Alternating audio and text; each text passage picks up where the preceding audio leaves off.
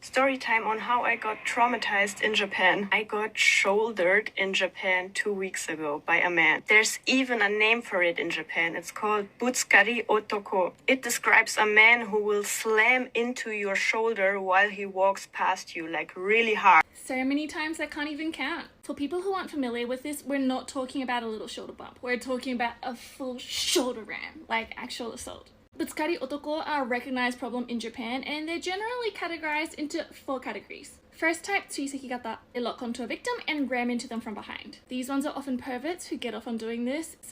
Often they don't otherwise have much contact with women. Second type, innengata. After ramming into their victim, they'll often then yell at them, for example, for walking while using their smartphone or getting in their way. These ones feel a sense of justice because they think their victims deserve it. They enjoy a sense of domination and control over their victims. Third, kogekikata. These ones will do a step further and assault their victims with umbrella, a bag, their legs. It's said their main goal is stress relief. They probably don't have any friends and are unhappy with their daily lives. Last but not least, fourth, wagamichikata. This is the type that go out of their way to go against the flow of pedestrian traffic to ram into their victim. They're self-centered, misogynistic, and get off on feeling superior to weaker women. So, which one's your favorite? What all 4 types have in common is they usually aim for women who they think look weaker than them in crowded spots because it's harder to have witnesses and they can get away with it easily. And speaking from experience, it's pretty hard to avoid them in crowded spots. But if you're walking somewhere with less people, you can sometimes see them coming. Once I was walking on a wider pathway and there was just one dude coming from the other direction. The pathway was like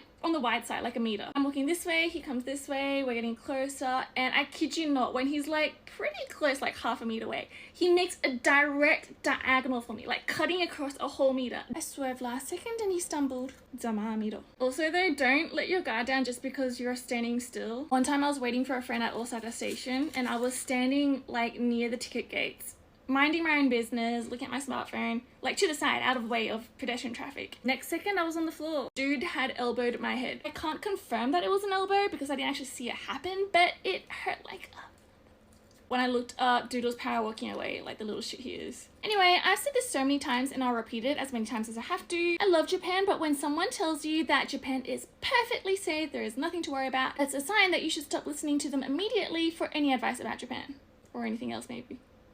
Especially if you're a woman. Stay safe, everyone. Oyasumi nasai.